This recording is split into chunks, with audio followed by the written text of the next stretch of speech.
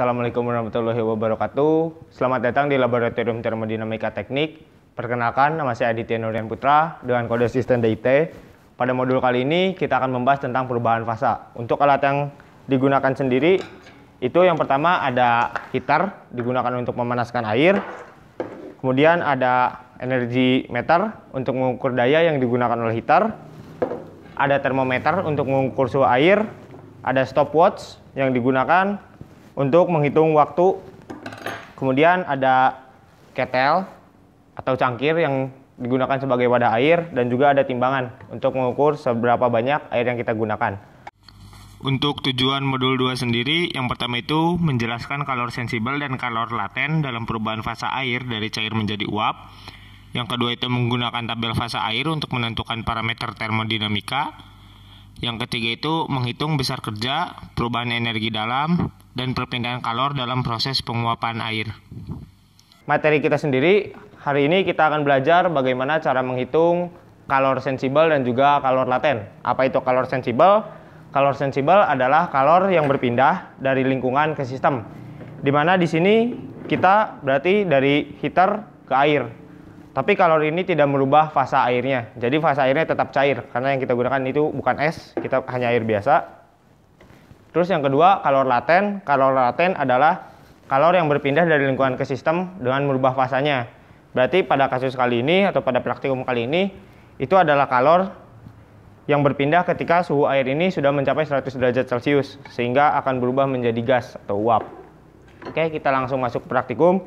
Langkah pertama adalah kita menimbang airnya. Di sini yang kita gunakan itu sebesar 500 gram air. Kemudian kita coba sambungkan si energy meter ini ke sumber listrik sebelum kita menyambungkan heaternya. Kemudian kita coba sambungkan heater dengan energy meter agar kita mengetahui berapa daya yang digunakan. Oh ya, di sini yang digunakan value yang digunakan adalah watt ya. Nah, sebelum kita masukkan heater ini ke air, kita harus melakukannya berbarengan dengan menyalakan stopwatch atau menghitung waktunya. Suhu air yang normal atau suhu air pertama itu sebesar 27 derajat. Nanti kita akan catat ketika air ini mencapai suhu 50 derajat, 75 derajat, dan juga 100 derajat di berapa detiknya. Itu digunakan untuk mengisi tabel yang pertama pada jurnal.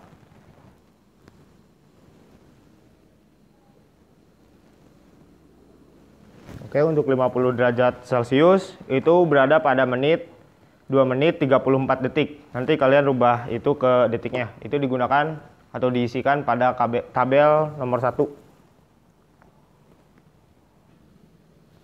Oke, untuk mencapai 75 derajat dibutuhkan waktu sebesar 6 menit 2 detik. Itu diisikan pada tabel 1 nomor 2.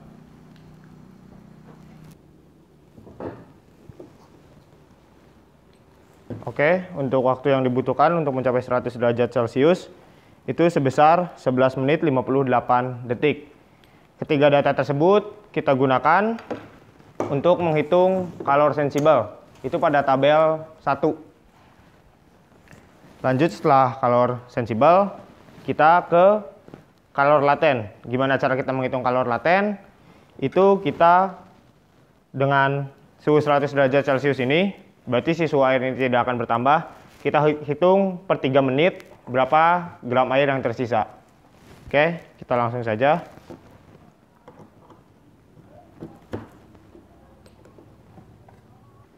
Oke, untuk 3 menit pertama, air yang tersisa itu sebanyak 417 gram. Itu diisikan pada tabel 2 nomor 1.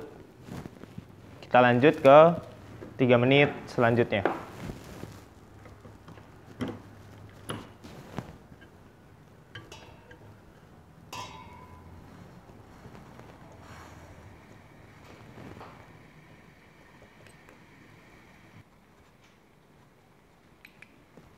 Oke, untuk 3 menit kedua atau setelah 6 menit,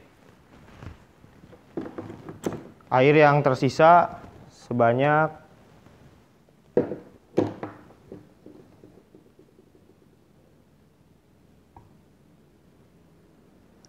3 391 gram. Itu diisi pada tabel 2 nomor 2. Kita lanjut ke 3 menit berikutnya. Jadi di sini kita ngukur sampai 9 menit setelah 100 derajat Celcius. Itu 9 menit kalor laten.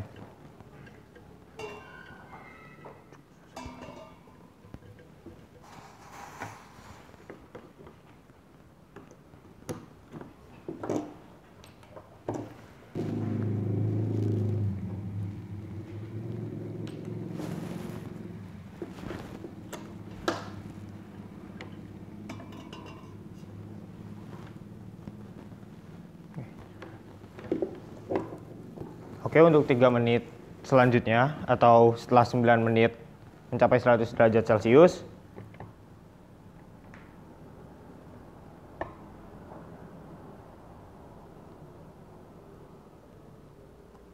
air yang tersisa adalah sebesar 353 gram. Oke, setelah kalian mendapatkan semua data tadi, masing-masing ada 3 data ya untuk QS dan QL. Nah, untuk menjawab jurnal, kalian harus menjawab itu pada semua data, jadi kalian melakukan 3 kali perhitungan. Nah, untuk QS sendiri, baik QS ataupun QL, rumus aktualnya itu daya dikali delta T. Sementara untuk rumus teorinya, untuk QS atau calor sensible itu Q sama dengan MC delta T, di mana C-nya itu 4180 Joule per kilogram derajat Celcius, di mana itu artinya membutuhkan 4180 Joule untuk menaikkan 1 kg air sebesar 100 derajat Celcius. Nah, untuk QL yang teorinya itu Q sama dengan M dikali X dikali Hg min Hf, di mana M-nya itu masa akhir atau masa setelah 3 menit yang tadi dikalikan dengan X. X-nya itu adalah masa awal min masa akhir per masa awal. Untuk Hg min Hf-nya kalian bisa lihat di tabel fasa air. Selanjutnya kalian coba bandingkan antara hasil sesuai teori dan juga hasil sesuai praktikum. Di situ kita bisa menilai efisiensi dari alat atau sistem yang kita miliki. Dan itu ketika kita menguasai itu, kita bisa memperbaiki alat tersebut agar lebih baik lagi. Sekian praktikum kali ini. Selamat mengerjakan jurnal. Wassalamualaikum warahmatullahi wabarakatuh.